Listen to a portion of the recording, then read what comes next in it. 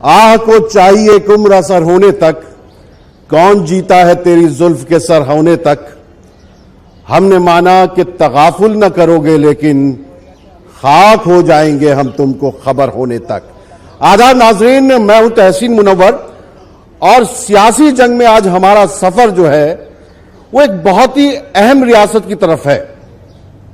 यह सफर मगरबी बंगाल में कोलकाता में हम यहां पर इस वक्त मौजूद हैं और जैसा कि मैं हर बार कहता रहा हूं कि यह सियासी जंग तो है लेकिन यह पूरी तरह खालिस सियासी जंग है। इसमें जो है इंतखाबात होते हैं, लोग वोट देते हैं, उसके बाद अपने अपने नुमाइंदों को चुनते हैं और मुल्क को और जमहूरियत को मजबूत बनाने की कोशिश करते हैं। होता यह है कि जिसे भी चुनता हूं रहबर वो लूट लेता है। मैं ना समझ हूं या फिर इंतखाब झूठे हैं। हमें यह गौर करना है कि हम जिनको चुनकर भेज रहे हैं वो कहीं हमें खुद तो नहीं चुन देते हैं। और इसी पर गौर करने के लिए और खास तौर से जब हम कोलकाता की बात करेंगे तो कोलकाता में यहां पर जो है दो बहुत ही अहम हलके हैं, दो बहुत ही अहम कॉन्स्टिट्यूएंसीज हैं, कोलकाता नॉर्थ और कोलकाता साउथ। उसकी भी बात करेंगे, लेकिन अभी जो इशारे मिल रहे हैं उसमें यह सोचा जा रहा है कि 23 मई के बाद मगरबी बंगाल की बहुत अहमियत होगी दो वजूहात की वजह से।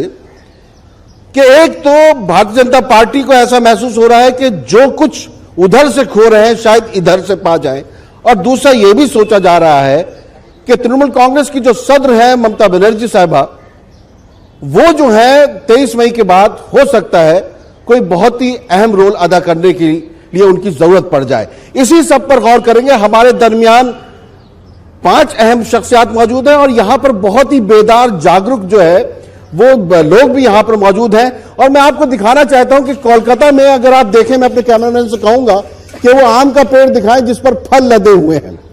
तो जहां जहां मुख्तलिफ मराहिल के वोट पड़ चुके हैं वहां सब फल का इंतजार कर रहे हैं 23 मई का, लेकिन मगरबी बंगाल में फल पक चुके हैं और लोग जो है इन फलों को जो है आम का जो मौसम है, क्योंकि वजीर आजम नरेंद्र मोदी साहब ने कहा था कि मैं खेत से तोड़ कर आम खाता हूं, मैं दिखाता हूं कि यहां पेड़ पे भी आम लगा हुआ है। आइए खैर मैं आपका तारुफ कराता चलूं। हमारे दरमियान जो 5 अहम शख्सियात मौजूद हैं, हमारे दरमियान मौजूद हैं तृणमूल कांग्रेस के वजीर भी हैं जावेद अहमद खान साहब। हम आपका खैर मकदम करते हैं, क्या कहना चाहते हैं आप? हम भी आप सबों को खैर मकदम करते हैं और ये उम्मीद करते हैं कि हम लोग बंगाल से एक नया प्राइम मिनिस्टर देंगे। चलिए, इन्होंने तो आगाज में ही जो है जिस बात का मैं जिक्र कर रहा था उसको कर दिया। और कोलकाता नॉर्थ से कांग्रेस के उम्मीदवार हैं सैयद शाहिद इमाम साहब, हम आपका भी खैर मकदम करते हैं। आदाब। क्या कहना चाहेंगे आप? जमहूरियत फिर से वापस आएगी हिंदुस्तान में, इसलिए कि कांग्रेस वापस आएगी। चलिए, बहुत बहुत शुक्रिया। फयाज अहमद साहब हैं, सीपीआईएम के रहनुमा हैं।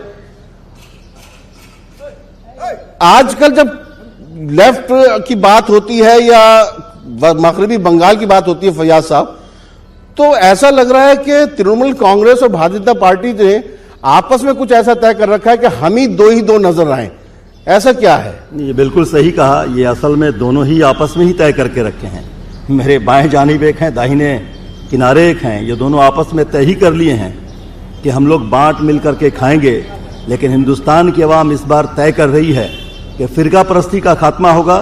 सेकुलरिज्म की बुनियाद जो है, जो जड़ है, जो कमजोर हो रही है, उसे जोरदार करेंगे और हमारे जो सेकुलर दस्तूर हिंद है उसकी हिफाजत करेंगे। यही राय हिंदुस्तान की आवाम इस बार देगी। चलिए, बहुत अच्छी बात है। और हमारे साथ अब्दुल अजीज साहब हैं, एक कॉलमनिस्ट भी हैं, सोशल एक्टिविस्ट भी हैं, लिखते पढ़ते बहुत हैं और एडिटर भी रहे हैं, कई अखबारात के साथ जुड़े रहे हैं। अब्दुल अजीज साहब, मैं आपके पास आता हूं, मैं उधर से फिर आपके पास आऊंगा। आप भारतीय जनता पार्टी की नुमाइंदगी कर रहे हैं जयप्रकाश मजूमदार साहब। अभी फयाज साहब ने जो बात कही आप उससे इत्तफाक करते हैं? जरूर। ऐसा सोच भी देखिए, बिल्कुल सब आदमी लोग हंसते हैं ऐसा सोच का ऊपर। देखिए, कुछ दिन पहले ममता दीदी ने बोला पूरा इंडिया का जितना रीजनल पार्टी है इंक्लूडिंग कम्युनिस्ट पार्टी सब एक साथ है एंटी मोदी। अभी सब बिखर गया अभी दीदी बोल रहे हैं सब एंटी दीदी हो गई। और क्या चल रहा है, सीताराम येचुरी क्या बोल रहे हैं, राहुल गांधी का साथ है क्या दूसरा साथ है, वो लोग तैयार करें। एक बात ही है, मोदी और एंटी मोदी यही फाइट हो रहा है भारत में। चलिए, Modi and anti Modi, pro Modi and anti Modi. ये प्रो मोदी और मोदी हटाने वाला बहुत सारी छोटा छोटा दल जो जुटे हुए हैं, यही है और कुछ नहीं। ठीक है अब्दुल अजीज साहब, मैं शुरुआत आपसे करूंगा। ये पूरा मंजरनामा आपके सामने है, सिर्फ मैं कोलकाता नॉर्थ और कोलकाता साउथ की बात नहीं कर रहा हूं। हम जो उधर के लोग हैं, जब मशरिक की तरफ आते हैं, ईस्ट की तरफ आते हैं, तो हम लोग जो है उस अंदाज से नहीं देखते जिस अंदाज से आप लोग अपने रियासत को देखते हैं। और सब लोग जो हैं, जो मुझसे एक जुमला भी बोला था, क्या चल रहा है आपके जो इंडियन हार्टलैंड में, जावेद साहब जब मिले थे, कि तो लोग जो है यही सोचते हैं कि हम ही लोग फैसला सब कुछ कर सकते हैं। आपको क्या लगता है इस बार मगरबी बंगाल कुछ फैसला करेगा? फैसला मगरबी बंगाल ही के हाथ में तो नहीं है, लेकिन ये बात सही है कि मगरबी बंगाल एक अहम रोल अदा करेगा जो अपोजिशन की तरफ से हुकूमत बनेगी।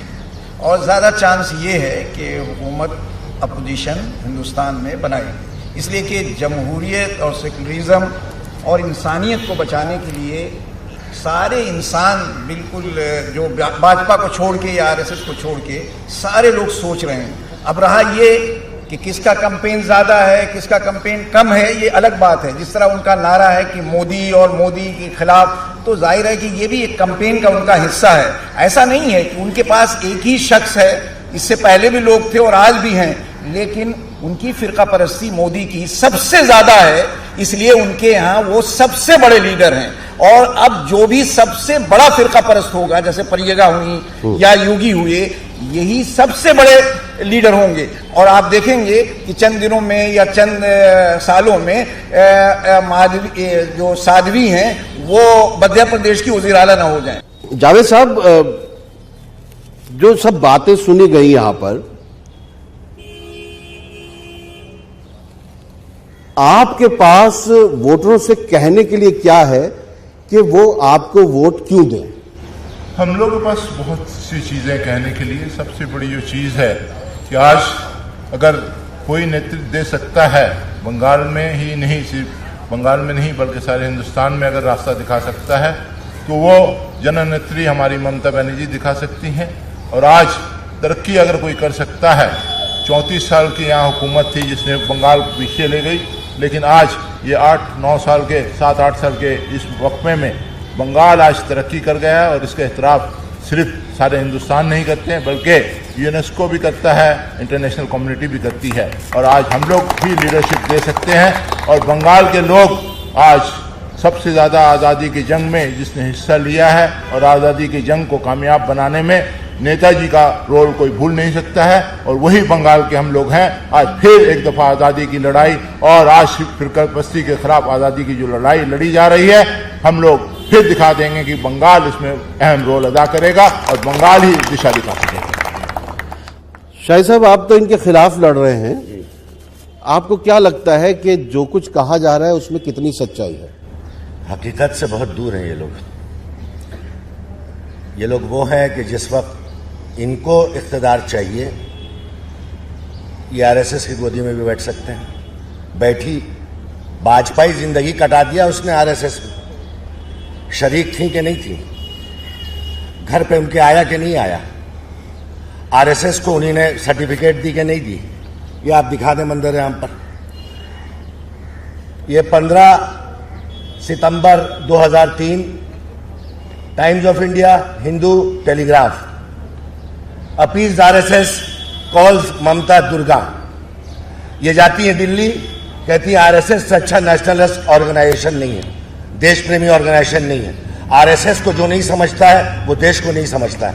आज आरएसएस के खिलाफ तो ये इब्नुल वक्त है, ये इब्नुल वक्त है। जिस पार्टी ने इनको जन्म दिया, जिस पार्टी ने इनको इज्जत दी, जिस पार्टी ने इनको शोहरत दी, उस पार्टी को यह साइन बोर्ड बनाने की बात करती हैं। आप लोग तो इनके डाइस पर साथ आ जाते हैं जब जरूरत होती है। तो ये हमारी 2 बार गलती हो चुकी है, इसको इतराफ करना। देखिए, तारीख में जो लिखा जा चुका है उससे आप इनकार नहीं कर सकते, मगर इनकी बोली जो है अब वो आवाम नहीं लेगी। या तो आप डिसाइड कीजिए या आप आरएसएस के साथ हैं या नहीं है। अभी अगर ममता बनर्जी की जरूरत पड़ेगी तो कांग्रेस जो है वो इनके दर पर नहीं आएगी, बिल्कुल क्लियर है ये? बिल्कुल क्लियर है, इसलिए कि ममता बनर्जी की जरूरत पड़ने वाली ही नहीं है। जावेद साहब, शाहिद साहब तो बहुत फूके हुए से लग रहे हैं। असल में क्या होता है ना, जब आदमी का शर्म भी नहीं रहता, साथ में यार भी नहीं रहता, तो यही हाल होता है। कांग्रेस का जो हाल अभी है आप देख रहे हैं, वो सारे हिंदुस्तान के सामने में है। 125 साल के ऊपर पार्टी जो है, आज वो अपने वजूद के लिए, लड़ाई के लिए कोशिश में है, वो सबसे मदद मांग रही है। लेकिन आज ऐसी पार्टी को, जिसको आज कम से कम समाजवादी पार्टी हो या राष्ट्रीय जनता पार्टी हो या कोई भी पार्टी हो हार्टलैंड में, वो आज उस पर इतबार नहीं करती। इसी तरह आज बंगाल के लोग भी कांग्रेस को यहाँ पर इतबार नहीं करते, इसीलिए आज साइन बोर्ड की तरह रह गए हैं। और शाहिद इमाम साहब बड़ी बड़ी बातें कहते हैं, आरएसएस की बातें कहते हैं। तो आज यूपी में कांग्रेस जो गेम खेल रहा है बीजेपी के साथ मिलकर, वहाँ जो कैंडिडेट सब दे रहा है, वो किसकी मदद के लिए दे रहा है? आज इसका जवाब दे सकेंगे शाहिद इमाम, दे सकेंगे? नहीं दे सकेंगे। आप तो इनकी पार्टी खाने लगते हैं, जो भी इनका कैंडिडेट अच्छा लगता है वो आप लोग लेके चले जाते हैं। आपने मौसम नूर को लेकर आ गए, यहां पर आप कोलकाता साउथ में भी आप लेकर आ गए, जबकि आपका जीता हुआ उम्मीदवार यहां पर मौजूद था। जी, एक बात बड़ी अच्छी कहा आपने। असल में इतना कशिश है पैदा हमारे पार्टी में और हमारी नेतृत्व में कि सब लोग दौड़े दौड़े चले आते हैं। जानते हैं कि कांग्रेस में रहने से साइन पोस्ट भी नहीं रहेगा और लेटर पोस्ट भी नहीं रहेगा, दोनों ही गुम हो जाएगा।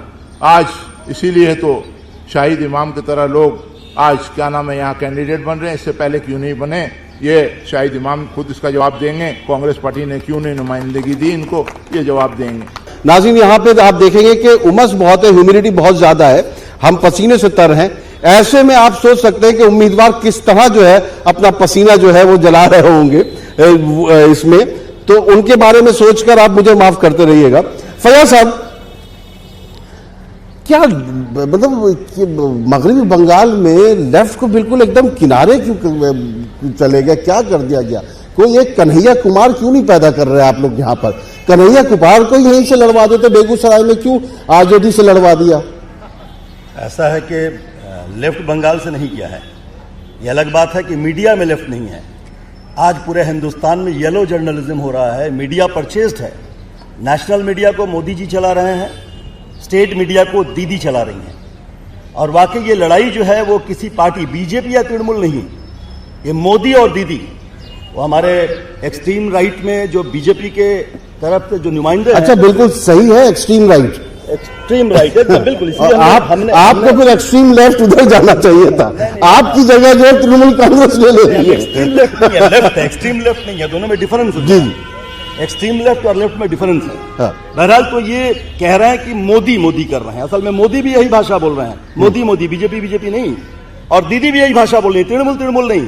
अभी तो ये तृणमूल कांग्रेस भी लिखना छोड़ दिए हैं, बहुत सारा हम देख रहे हैं ऐड हो रहा है, उस ऐड में तृणमूल कांग्रेस हट गया है। असल में हम लोग पहले भी बोले थे कि तृणमूल का स्क्रिप्ट आरएसएस लिखती है।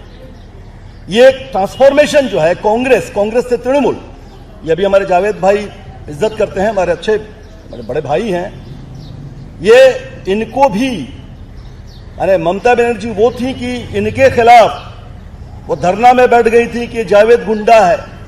कशिश की बात कर रहे हैं, कशिश है तभी तो वो खींच के चले गए वहां। तो अभी क्या है, दो तरफ दो बहरूपिये हैं। एक तरफ है हमारे जो अभी बीजेपी का चोला पहन करके हैं, कल तक वो शाहिद भाई के साथ, चोला नहीं बीजेपी के ही है। हाँ, नहीं हाँ। कल तक शाहिद भाई के साथ थे कांग्रेस से। असल में बहरूपियों की लड़ाई चल रही है। आज बताइए, हमारे मुल्क में चुनाव का माने क्या होता है? चुनाव किसी मुद्दे को लेकर होता है, इलेक्शन मैनिफेस्टो होता है। 5 साल पहले हमने क्या वादे किए, क्या पूरे किए, आवाम को हिसाब देनी पड़ती है, कौन सा कर पाए कौन सा नहीं कर पाए। इस मुद्दे में, इस चुनाव में लड़ाई की जा रही है। टेलीविजन में आप लोग दिखा रहे हैं, एक तरफ मोदी दूसरी तरफ दीदी, ये नोक झोंक, कोई किसी को स्पीड ब्रेकर कह रहा, कोई किसी को कह रहा एक्सपायरी डेट। कोई भी चुनावी क्यों मोदी ने कहा था 14 में साल में 2 करोड़ बेकार नौजवानों को नौकरी देंगे। कहा था उन्होंने 100 दिन के अंदर में काला पैसा लाके 15 लाख अकाउंट में डाल देंगे। उन्होंने नोटबंदी किया था कि आतंकवाद का खात्मा हो जाएगा। आज क्यों नहीं है चुनाव के वक्त में यह बात आ रहा? जो नौजवानों से कहते हैं कि नौकरी माने पकौड़ा बेचो, और दीदी यहां पर बोली थी साल में 2 लाख नौजवान को नौकरी देंगे। जब नौकरी नहीं दे पा रही तो यहां के नौजवानों को कह रही है तेलेर भाजा बिक्री करो।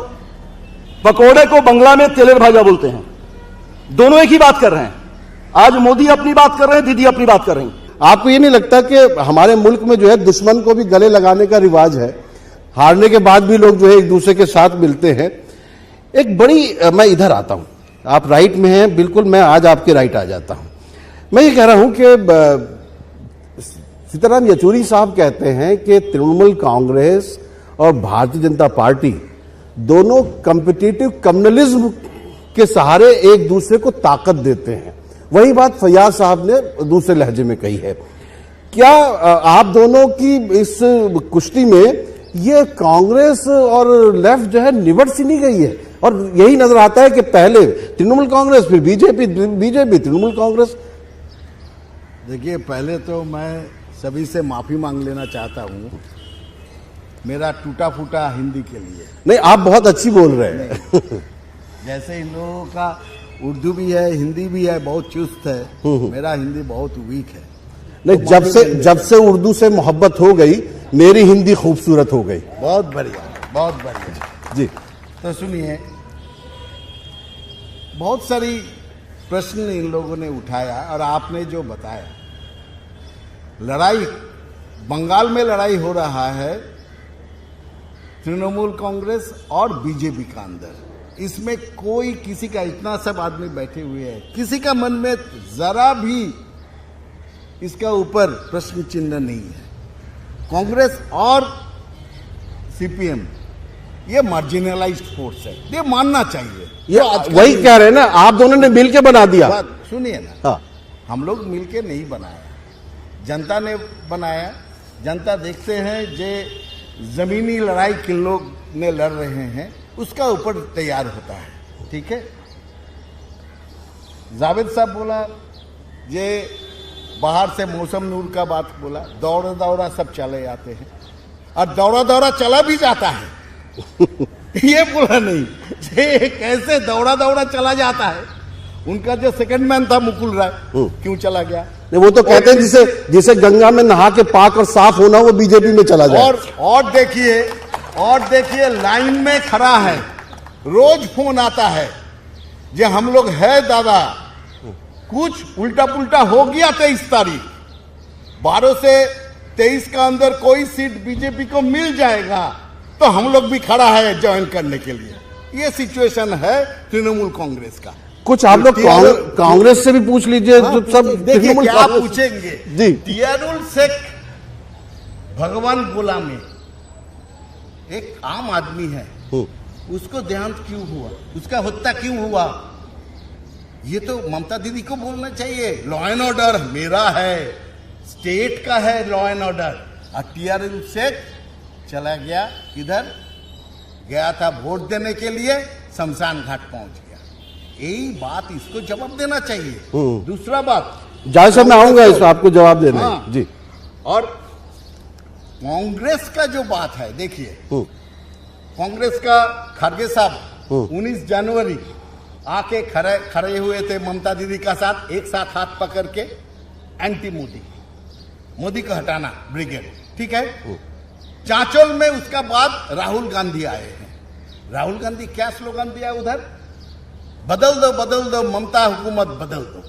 क्या बात है, 19 जनवरी ममता दीदी ब्रिगेड से बताया। नहीं, ये बात बिल्कुल सही है शाहिद नाम साहब। कांग्रेस के साथ मसला ये हो जाता है, वो सोच नहीं पाती, फैसला नहीं कर पाती करना क्या है।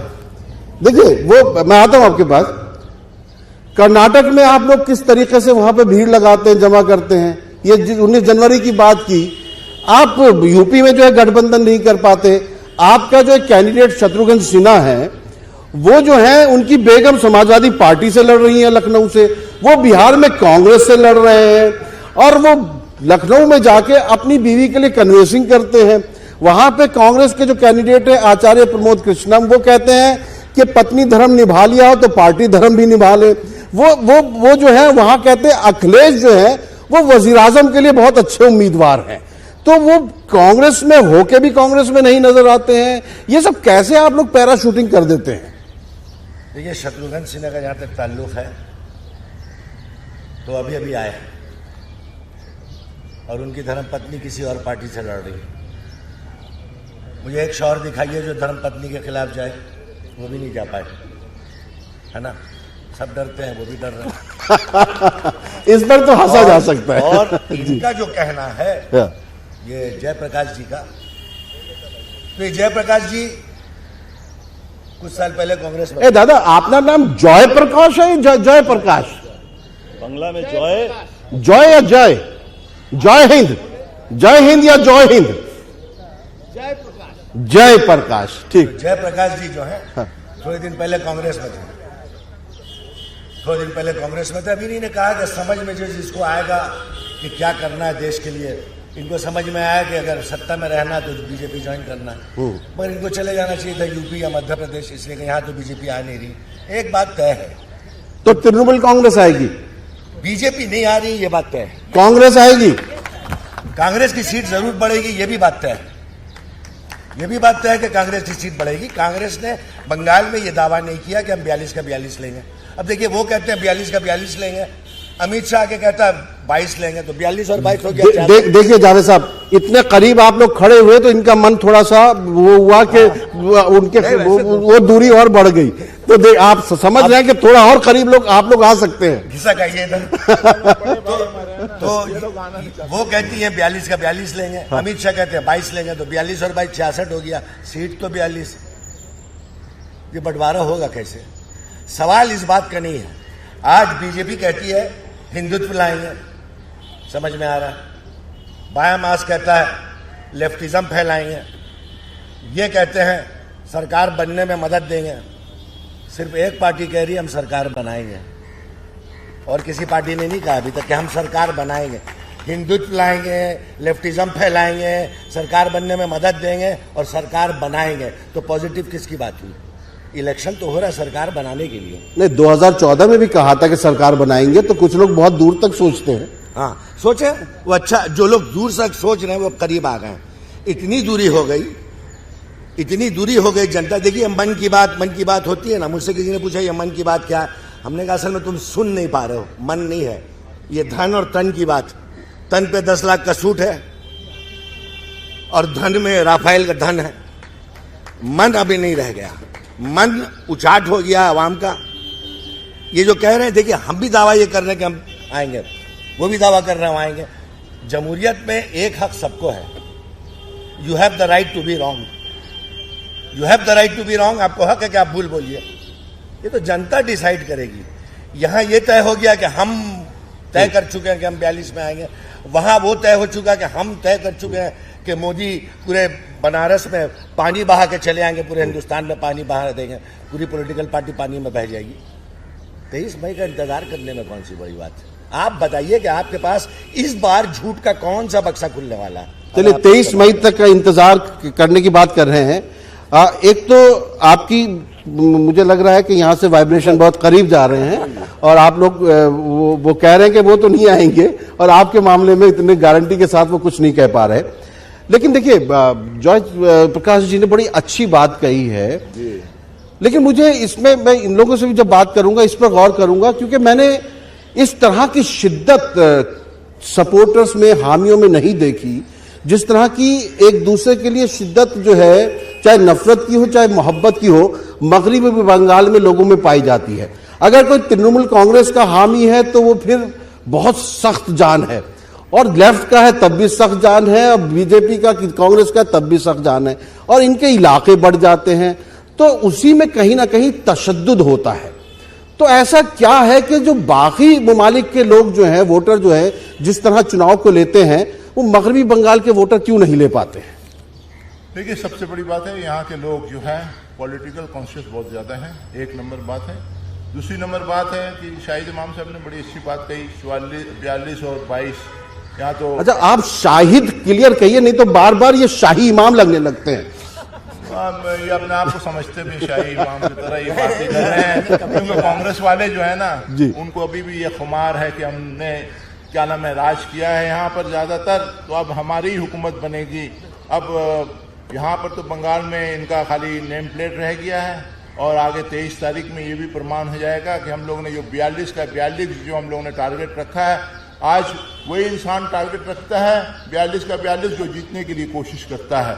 हम लोग ने यही टारगेट रखा और 42 के 42 इंशाअल्लाह हम लोग जीत कर ये दिखाएंगे कि बंगाल में ना बीजेपी का स्थान है ना कांग्रेस का, जिसने सिर्फ धोखा ही दिया है, मुसलमानों को भी दिया है बाबरी मस्जिद के मामले में, और बाबरी मस्जिद के मामले में जिस तरह आज बीजेपी मुस्लिम के कटहरे में है, उसी तरह आज कांग्रेस भी है। आज सबसे ज्यादा नुकसान अगर किसी ने पहुंचाया है बाबरी मस्जिद या मुसलमानों को, तो कांग्रेस और बीजेपी ने। और ये जरूर कहेंगे आज जयप्रकाश साहब से कि उनकी पार्टी जो है बीजेपी, मेरे ख्याल से पार्टी नहीं ऑर्गेनाइजेशन है। वो अगर पार्टी रहती तो वो लोगों के बारे में चिंता करते। उनके अगर नरेंद्र मोदी भूल रहे हैं कि उन्होंने जब वजीर आजम जब बने थे तो कॉन्स्टिट्यूशन पर एक शपथ लिया था कि सबका वो ख्याल करेंगे, सबको एक नजर से देखेंगे। लेकिन आज जब कहते हैं बीजेपी वाले और नरेंद्र मोदी कहते हैं कि मुसलमानों को उखाड़ के फेंक दो, हिंदुस्तान से निकाल के भगा दो, ये जरूर हम कहेंगे कि आप में इतना दम नहीं है। 25 करोड़ मुसलमान को हिंदुस्तान से खदेड़ के निकाल देंगे। और याद रखिएगा, जो आपके पास कुछ नहीं है बोलने का, तो आप सिर्फ कॉमनल ओवरटोन करके हिंदू मुस्लिम की बात और मस्जिद मंदिर की बात कर कर आप लोगों को बरगला कर और ये सोचते हैं कि आज वोट ले लेंगे, तो बंगाल में कम से कम ममता बनर्जी के रहते हुए ये आपको कामयाबी नहीं मिलेगी। चलिए, बहुत सही बात है, कहीं सांस ले लिया कीजिए ताकि मुझे भी मौका मिले। नाज़रीन, यहाँ वक्त एक मुख्तसर वक्फे का हम यह वक्फा ले लेते हैं। शहर के अंधेरे को एक चिराग काफी है, शहर के अंधेरे को एक चिराग काफी है, 100 चिराग जलते हैं एक चिराग जलने से। अब हम देखेंगे कि यहाँ के लोग जो हैं वो क्या कहते हैं इन सब चीजों को लेके। यकीनन जब हम कहीं पर जाते हैं तो हमारे जो बीच में लोग होते हैं वो बटे हुए होते हैं, गरीब लहरों पे पहरे बिठाए जाते हैं, समंदरों की तलाशी कोई नहीं लेता। आप में से कौन बोलेगा? जी। আমার প্রশ্ন জয়প্রকাশ মজুমদারের কাছে। উনি একটু আগে বললেন টিয়ারুল শেখের মৃত্যুর জন্য মমতা ব্যানার্জির কথা বলা উচিত। তাহলে নোটবন্দির সময় যে 130 জন ভারতবাসী মারা গেছিল তার জন্য কে কথা বলবে? जयप्रकाश जी, आपने बोला ममता बनर्जी को लेके जो उस मौत के बारे में, उन्होंने कहा नोटबंदी के दरमियान जब इतने 130 लोग मारे गए थे उसके बारे में आपका क्या कहना है? नोटबंदी के लिए एक भी आदमी का डेथ नहीं हुआ, दूसरा कारण में हुआ। अरे ऐसी बात मत कहिए भाई, अरे ऐसी बात मत कहिए, ऐसी बात मत कहिए। आप दिखाइए जो नोटबंदी हुआ इसीलिए एक आदमी जाके किया, बात ऐसा है। ये तो वही बात हो गई जो किसान खुदकुशी करते हैं उनके बारे में लोग कह देते हैं कि ये किसी और वजह से उनकी मौत हो गई है। आज का मुद्दा है, ऐसा माहौल नहीं पैदा कीजिए ये टोटल एंटी बीजेपी माहौल तैयार करने के लिए डिस्कशन मत कीजिए, एक बात। दूसरा बात, आज जो हो रहा है इलेक्शन का बात हो रहा है। इलेक्शन में जब किसी का डेथ होता है, ये गणतंत्र का डेथ होता है। ये जो गणतंत्र का डेथ हुआ, डेमोक्रेसी का डेथ हुआ, इसके लेके मैंने सवाल उठाया। और एक सवाल है, इधर में बात उठ रहा है, एक सज्जन ने बोला ऐसे बात नहीं किया। आएंगे आप तक आएंगे। जी जवाब दिए। हाँ, इन लोग का चुप करवाइए। बोलेंगे आप, अब उनकी आवाज नहीं जाएगी, इधर में एक जेंटलमैन बोला जो हिंदुत्व लाएंगे, हम लोग बोल रहे हैं हिंदुत्व लाएंगे, तो हिंदुत्व लाने का चीज नहीं है। हिंदुत्व इधर है, हिंदुस्तान है। इन लोग का नहीं मानना है, तब भी जगह का नाम है हिंदुस्तान, और हिंदुस्तान हिंदू लाने का बात नहीं है। और जो बोले जावेद साहब ने, जे मोदी जी बोला क्या, सबका साथ सबका विकास, मुसलमान को कोई फर्क नहीं आया, सऊदी अरेबिया से वजीर आजम आए थे, उनका पास बात करने का टाइम मोदी जी पहला बात क्या छोड़ा सऊदी अरेबिया के वजीर आजम से। ये देखिए इधर से जो हज जाते करने के लिए जाते हैं उन लोग का कोटा बढ़ाना चाहिए, और 1 घंटा का अंदर 2 लाख का कोटा बढ़ गया। ये क्या दिखाता है? सबका साथ सबका विकास। और इधर में जो चीज है, एकमात्र एक वन एंड ओनली पूरा भारत का नेतृत्व देने वाला मोदी है, इधर में कोई नेता नहीं है। आप बोलिए ना, इन लोग को पूछिए जो आदमी है ये कौन नेता। बिल्कुल अजीज साहब, जो ये व्हाट्सएप यूनिवर्सिटी से खबरें निकलती रहती हैं वो एक आम इंसान तक भी पहुंच जाती हैं। सवाल ये है कि लोगों को क्या सोचकर वोट देना चाहिए? सोच के ये देना चाहिए कि इस मुल्क में शांति हो, इस मुल्क में अमन हो, इस मुल्क में भाईचारा हो, और जो कानून की हुक्मरानी हो, कानून को कोई अपने हाथ में न ले।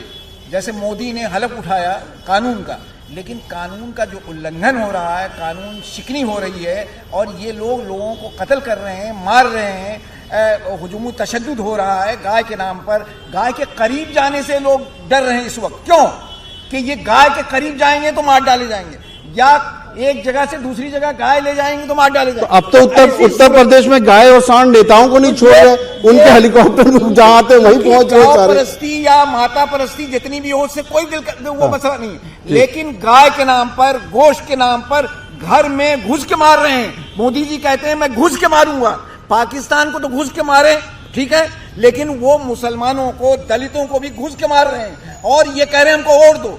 तो अब इस मुल्क में जो लोग कानून को हाथ में ले रहे हैं और कानून की हुक्मरानी नहीं चाहते हैं, उनको कोई हक नहीं है कि इस मुल्क में हुकूमत करें। ठीक, शबाना है हमारी रिपोर्टर है न्यूज 18 उर्दू की, मैं उनको बुलाऊंगा। 1 मिनट आइएगा शबाना जी। आपने तो पूरे आसनसोल और कई जगह का आपने दौरा किया है, पूरा मगरबी बंगाल घूमी है, कहता है वोटर भी आपने किया, एमपी का एक्सरे वगैरह भी किया है। आपको वोटर का मूड क्या नजर आता है और क्या मसाइल है यहाँ पर? दरअसल देखिए कई मसाइल हैं। बंगाल की अगर बात करें तो बंगाल में जिस तरह से अगर तृणमूल कांग्रेस ये कह रही है हमने सब कुछ सारा कुछ कर लिया है, बहुत कुछ किया है, लोगों को कह, जैसे जो सबसे बड़ा फोकस था लोगों का कि पंचायत में वोट डालने नहीं दिया गया, ये एक बड़ी शिकायत है जो लोगों की आ रही है। इसके अलावा जो सबसे अहम बात देखने को मिली, जो वोटर कहते हैं कि हम शांति के नाम पर वोट डालेंगे, मतलब इस बार इलेक्शन में तरक्की के मुद्दे कहीं दूर कर चले गए हैं, डेवलपमेंट का मुद्दा कहीं दूर चला गया है, एजुकेशन के मसले पे बात नहीं हो रही है। अगर जो सबसे अहम बात हो रही है वो हो रही है कि देश को मजबूत करना है और शांति के लिए, देश में शांति बना रहे, इस मुद्दे पर। नहीं तो आपको नहीं लगता कि इस तरह के जो मुद्दे हैं वो यहाँ की हुक्मरान जो जमात है उसको भी रास आ रहे हैं, और जो दिल्ली में हुकूमत है उसको भी रास आ रहे हैं, जहाँ असल मुद्दों पर बात नहीं हो रही? बिल्कुल, मतलब ये जो सियासी जमातों ने इस तरह से मोबिलाइज किया है लोगों को कि हर मुद्दा जो है वो पीछे चला गया, और किसी ने कहा है कि हम तहफ़्फ़ुज़ देंगे, तो किसी ने कहा है कि हम आएंगे, तो किसी पार्टी ने। लेकिन अगर कोलकाता नॉर्थ और कोलकाता साउथ दोनों कॉन्स्टिट्यूंसीज की बात कीजिए तो यहाँ पर मसाइल क्या हैं? देखिए यहाँ पर जो बंगाल के दीगर इलाकों के मसाइल हैं वो कोलकाता के मसाइल हैं। कोलकाता मेट्रो सिटी है, और मेट्रो सिटी में शामिल होने के बावजूद जिस तरह की डेवलपमेंट कोलकाता के लोगों को चाहिए थी कि कोलकाता में, हालांकि कई एक यूनिवर्सिटियाँ आई हैं, लेकिन जिस तरह से कोलकाता शहर में तालीमी तौर पर बहुत ज़्यादा तरक्की होनी चाहिए थी वो जो है। और जो दूसरा बड़ा मसला है वो है जॉब का। एसएससी और एमएससी, इस स्कूल सर्विस कमीशन को लेकर जिस तरह से जो कोर्ट के इशू आए और उसके बाद जो नौकरी बंद हुई, अगर गवर्नमेंट ये दिखाती है कि हम लाचार हैं, तो जो नौजवान तबका है वो नौकरी मांगता है कि हमने तालीम हासिल की है तो हमारे पास आगे फ्यूचर के लिए क्या है, ये एक बड़ा सवाल है। जावेद साहब, आप तो डिजास्टर मैनेजमेंट में ही वजीर हैं, एक ये बेरोजगारी का जो डिजास्टर है उसको कैसे मैनेज किया जा सकता है?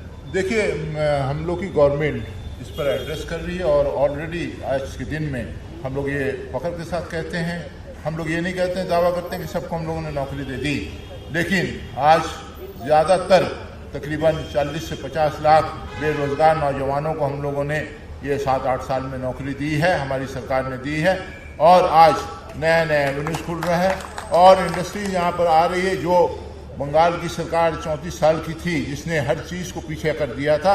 आज फैयाज साहब की सरकार, वाम फ्रंट की सरकार, उन्होंने जो पामाल किया था उसको सुधारने में वक्त लगा रहा है, लेकिन हम लोग आगे बढ़ रहे हैं। इंशाअल्लाह हम लोग इस उम्मीद में हैं कि आने वाले दिन में हर नौजवान, पढ़ा लिखा नौजवान यहाँ बेकार नहीं रहेगा। लोग तो कहते हैं इतना सब कुछ आपने पूरी इतनी सबमिट वगैरह कर लिया, सब किया, लेकिन उस हिसाब से तो यहाँ पर वो इन्वेस्टमेंट तो आया नहीं।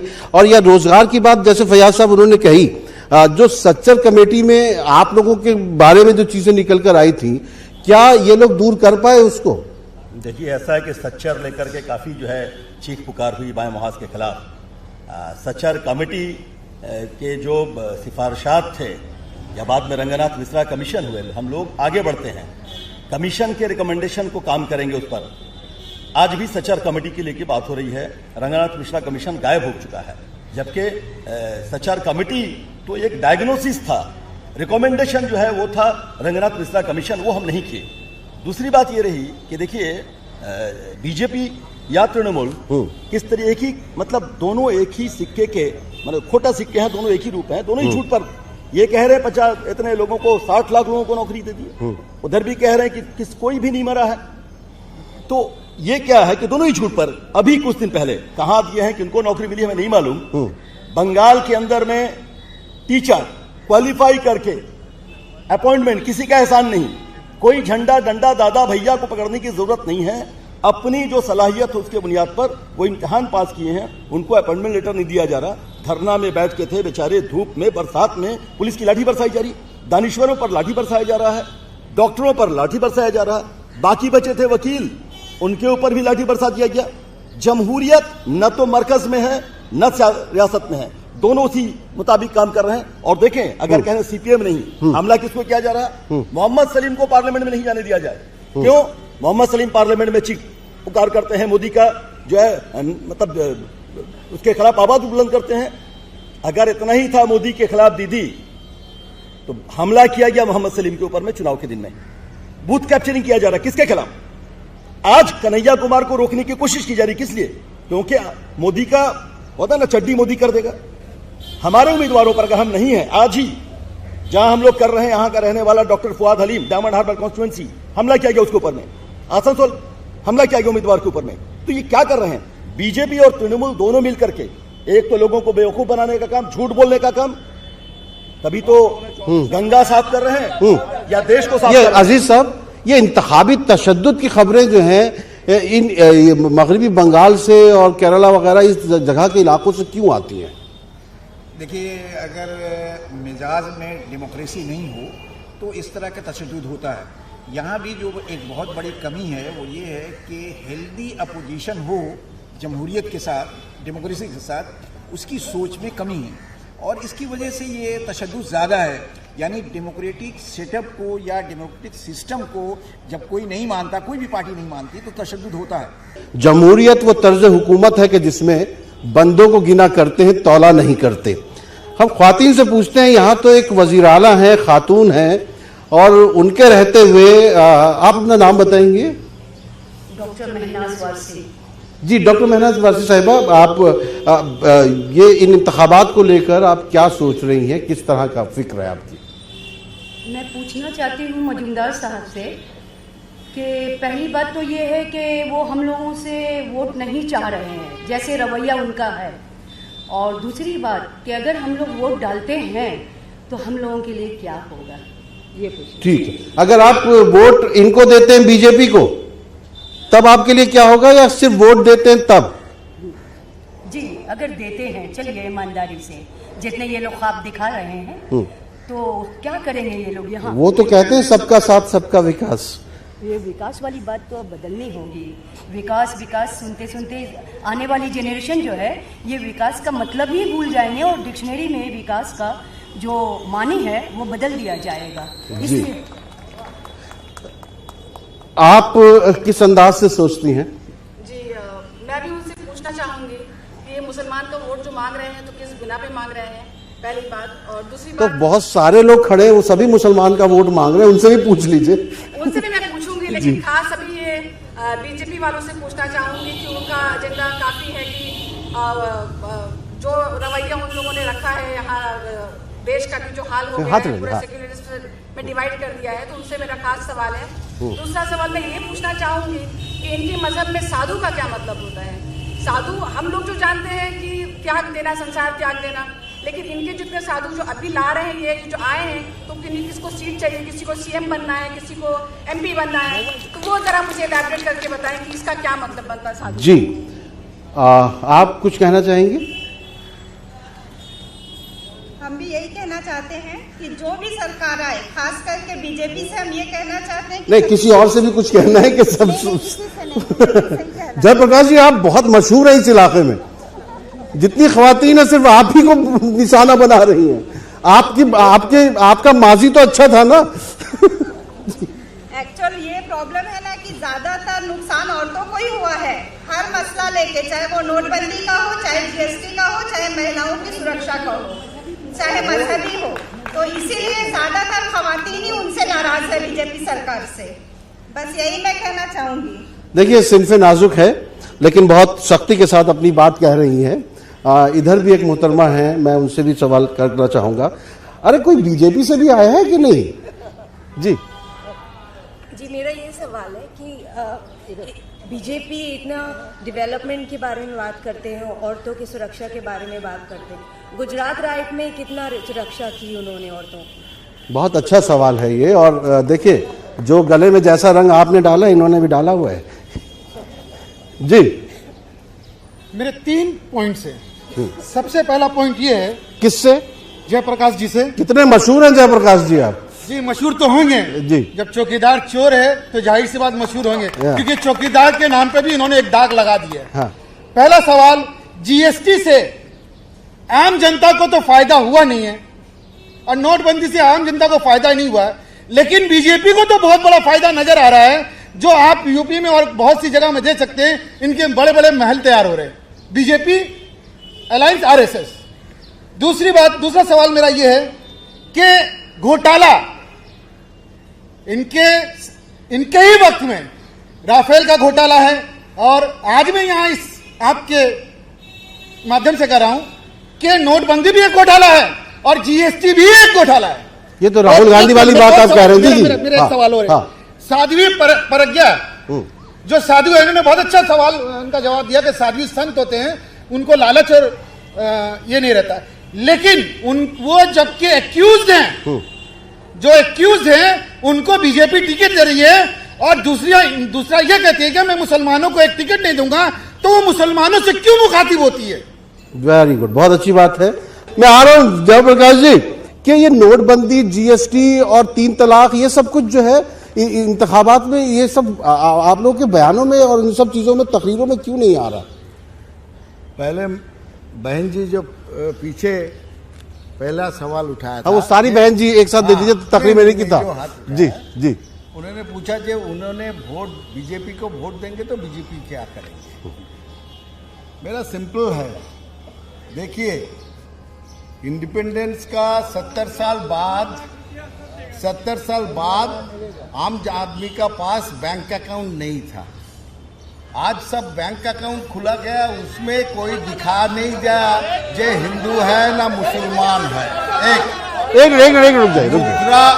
मुद्रा लोन में सबको अपना पाए का ऊपर खड़ा होने का ताकत दिया गया। वो ताकत जो दिया गया मुद्रा लोन में, उसमें कोई दिखा नहीं गया कौन जाति है, कौन धर्म है, कौन है। ये जो बेसिक सबका साथ सबका विकास का फॉर्मूला है। खैर अब वक्त बिल्कुल खत्म हो रहा है, मैं मुख्तसर 30 सेकंड आप सबसे लूंगा क्योंकि वक्त खत्म हो रहा है। 1 मिनट, देखिए अंधेरा हो रहा है, जल्दी से। हाँ एक जल्द जी। जावेद साहब आपसे सवाल है। हाँ, आप लोग अभी हर जगह मुसलमान, इस्लाम ये कर रहे हैं, अभी आपके नॉर्थ कैलेडा के जो एमपी साहब हैं, डॉक्टर वेन की मस्जिद टूटी हुई है कई सालों से, उसको उन्होंने अपने इंटरफेरेंस से उसको रोक के रखा हुआ है, उसके लिए आप लोग कुछ नहीं कर रहे हैं। उर्दू स्कूलों में उर्दू टीचर्स के पूरे पोस्ट वैकेंट्स हैं, उनको भरने के लिए आप लोग कुछ नहीं कर रहे हैं, सिर्फ बीजेपी का डर दिखा रहे हैं और मुसलमानों को कह रहे हैं कि वोट दो। ऐसा लग रहा है कि मुसलमानों का कोई मुद्दा ही नहीं है, उनके पूरे मुद्दे अब मसाइल खत्म हो चुके हैं। चलिए जावेद साहब, आपके जवाब से मैं शुरू करूंगा क्योंकि अंधेरा हो रहा है, रोशनी नहीं रह जाएगी। जावेद साहब, जो बच्चे ने कहा बात कि क्या देखिए वही बात जो फयाज साहब भी कह रहे थे, मैं आता हूं। हाँ, जो फयाज साहब ने भी जो बात कही कि आप दोनों एक दूसरे का डर दिखा के, या सीताराम येचुरी जो कह रहे हैं कि कॉम्पिटिटिव कम्युनलिज्म है जिसमें एक दूसरे को ताकत दे देते हैं, ऐसा हो रहा है क्या? नहीं, और देखिए आप सांस लेके बोलिएगा, मुझे हटना भी होता है। जी ऐसा कोई बात नहीं है। मेरा जो जिन्होंने सवाल उठाया उनसे मैं पूछूंगा कि आप ईमान से बोलिए, आज के दिन में सीपीएम के जमाने में जो नौकरी का रेशियो था, आज मुसलमानों का खासकर सरकारी नौकरी में 1.65% था, आज वो 9% से ऊपर हुआ है या नहीं, एक नंबर। दूसरा नंबर बात है, आज हुआ है, स्ट्रेटेजिक प्रमाण कर रहा है। दूसरा नंबर बात है कि मस्जिद मंदिर की जो बातें हैं, हम लोग जो कोर्ट केस चल रही हैं उसमें हम लोग इन्वॉल्व नहीं होते हैं, लेकिन जहां पर भी आज सरकार वक़्फ़ की जगह है, कहीं पर भी जो मस्जिद मंदिर के मामले होते हैं उसमें सरकार बढ़ चढ़ कर आज जितने कब्रिस्तान हैं सबको दीवार करवा रही है। जितने मस्जिद हैं, आज सोलाना मस्जिद देखिए, वहाँ भी इम्प्रूवमेंट हुआ है। जहाँ जहाँ हम लोग ने काम किया है हम लोग, कोई सरकार जो है किसी पर्टिकुलर मजहब के बारे में नहीं काम करती है, सबके लिए काम करती है। ठीक है, लेकिन शाहिद इमाम साहब जो ये कह रहे हैं रोजगार के जो है वो मिला है कि नहीं मिला है, और सच्चा कमेटी के हिसाब से एक जुमले में इनका जवाब दूं। चलिए मानते हैं जावेद साहब सही बोल रहे हैं, हुकूमत को ये चाहिए कि व्हाइट पेपर शाया कर दे, मीडिया आपका, न्यूज़पेपर आपका। आप ये बताइए कि 2011 से लेकर मई 2019 तक आपने 11 में ये किया, 12 में ये किया, 19 तक किया, मुसलमानों के फलाह और बहबूद के लिए आपने काम किया है। हर पार्टी मार्केट से आउट हो जाएगी। देखिए वहां दोनों का डिस्कशन शुरू हो गया। अरे इधर जी फयाज साहब, आखिर में आपको क्या लग रहा है कि 23 मई के बाद जो है कितना खूबसूरत हो जाएगा हिंदुस्तान? देखिए ऐसा है कि ये जिस तरीके से यहाँ पर दोनों बीजेपी और तृणमूल झूठ पर ही चला रहे हैं, ये मोदी और दीदी का साफ साफ सामने आ जा रहा है। मदरसे के मतलब वो झूठ बोल रहा था बड़े सलीके से, मैं एतबार न करता तो और क्या करता। चंद दिनों पहले मदरसे के टीचर, उनकी भी धुलाई हुई, पुलिस की पिटाई हुई, तृणमूल के लोग नहीं गए। असल में क्या है ना कि तृणमूल पार्टी में भी जावेद भाई वजीर हैं, लेकिन इनकी जो पहले डिप्टी स्पीकर थी वो कहती थी इस पार्टी में एक ही पोस्ट है, बाकी सब लैंप पोस्ट है। वो एक्चुअल में लैंप पोस्ट है, वहां भी सिर्फ मोदी हैं और कोई नहीं है, बाकी किसी का कुछ नहीं है। बंगाल के अंदर में ये दोनों मिलकर कंपेटिटिव कम्युनिज्म, ये कहते हैं हम रामनवमी करेंगे, वो कहते हैं हम हनुमान जयंती करेंगे, ये कहते हैं हम राम मंदिर बनाएंगे, वो कहते हैं हम स्वर्ण मंदिर बनाएंगे। आसनसोल म्युनिसिपल कॉर्पोरेशन तृणमूल का है, वहां का मेयर जो है पब्लिक का पैसा 1 करोड़ रुपया से 10 स्वर्ण मंदिर बनाएगा, वो बनाने का काम कर रहा। और इनका नेता अनुब्रत मंडल, उसके सर में ऑक्सीजन कम जाता है, वो अपने इलाके के अंदर में जहां शताब्दी राय जो है उम्मीदवार है, बैनर लगाया है कि राम मंदिर अभी तक क्यों नहीं बना। यानी तृणमूल भी चाहती है कि राम मंदिर बने। असल में दोनों पार्टियां मिलकर के लोगों को बेवकूफ बनाने का काम और कम्युनलिज्म पर कंपटीशन हो रहा दोनों के बीच में। जी चलिए ठीक। अजीज साहब, आखिर में आप क्या लगता है कि मगरबी बंगाल में ये चुनाव जो है किस रुख पर जाएंगे, और यहाँ की वोटर जो है क्या कम्युनल लाइन पर वोट देगी या काम पर वोट देगी, दीदी का काम देखेगी या मोदी का काम देखेगी? देखिए कम्युनलिज्म तो यहाँ बढ़ा है और कम्युनल लाइन पे भी कुछ वोट मिलेगा, तो ऐसा मुमकिन है कि 2-4-5 सीटें बीजेपी को मिल सकती हैं। लेकिन जो लोग बीजेपी के खिलाफ खड़े हैं और वो पब्लिक यही चाहती है कि उसी को वोट दें जो बीजेपी को हरा सके। तो बीजेपी को जो उम्मीदवार हरा सकेगा, चाहे वो तृणमूल का हो, चाहे सीपीएम का हो, चाहे कांग्रेस का हो, वो लोग उसी को देंगे। ये एक मेंटल सेटअप बन चुका है। नहीं तो जो तृणमूल को हरा सकेगा या जो कांग्रेस को हरा सकेगा, जो लेफ्ट को हरा सकेगा, इस तरह की सोच क्यों नहीं पैदा होती है? बीजेपी के खिलाफ सब है। तो बीजेपी बहुत बड़ी पार्टी हो गई मगरबी बंगाल में, वही तो फैयाज साहब कह रहे हैं। बाई चांस हो गई है जी, बड़ी पार्टी नहीं। आखिर में बस देखिए, हाँ, बस बहुत छोटा सा। ये पूरा इंडिया में इलेक्शन हो रहा है, Modi, pro Modi and anti Modi, वही आपने शुरू में बात कही थी, वही बात। अच्छा। और इधर में बंगाल में क्या हो रहा है, देखिए, बंगाल में वो जब आते हैं तब मोदी और प्रो मोदी और एंटी मोदी में दीदी है, कांग्रेस है, सीपीएम है, तो क्या लगता है अगला बार फिर मोदी सरकार। नाज़रीन, जमहूरियत की यही खूबी है कि आइए मेरे पास आइए आप, कि यूपी में कांग्रेस, समाजवादी और बीएसपी के खिलाफ हाँ अपना कैंडिडेट दिए, हाँ, तो आसाम में दीदी क्या कर रही है?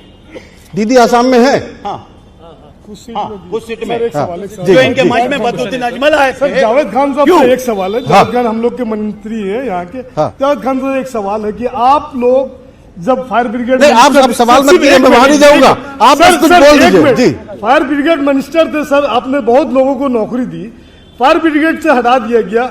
आज मिली अलमीन, आप सियासी आदमी है सर, समाजी आदमी है, आपसे यह है कि मिली अलमीन के साथ स्टेटस क्यों नहीं दिया जा रहा, माइनॉरिटी स्टेटस क्यों नहीं दिया जा रहा, इसमें जरा सा बोल दिया सर, बहुत प्लीज। अच्छा, यहाँ पे खत्म हो रहा है मौका, हमारे पास वक्त बिल्कुल नहीं, अंधेरा हो गया है, अब सवाल नहीं हो पाएगा, सवाल का वक्त खत्म हो गया है, सवाल का वक्त खत्म हो गया। जावेद भाई, हम ये उम्मीद कर रहे हैं इन लोगों के, देखिए मैं एक एक आदमी का अगर सवाल लूंगा और 5-5 मिनट एक आदमी ले लेगा तो मुझे 4 घंटे चाहिए इस प्रोग्राम के लिए। 1 घंटे में मेरी पैंट बिल्कुल नीचे चली गई है, 2 घंटे में मेरी पैंट उतर जाएगी। लेकिन मैं इसलिए कह रहा हूं कि देखिए 23 मई के बाद मैं उम्मीद करूंगा कि ये जितने लोग यहां पर बैठे हुए हैं, जिन लोगों के सवालात हैं, जो भी हुकूमत आएगी वो उन सवालों के जवाब जरूर देगी, और वो ना सिर्फ मरकजी हुकूमत हो या रियासती हुकूमत हो, वो भी इन सवालों के जवाब देगी, और वो जो है वो इन सवालों के हर हाल में जवाब देगी। और बस मुझे यही कहना है कि मजहब नहीं सिखाता आपस में बैर रखना, हिंदी है हम वतन है, हिंदोस्तां हमारा। बहुत बहुत शुक्रिया, आदाब।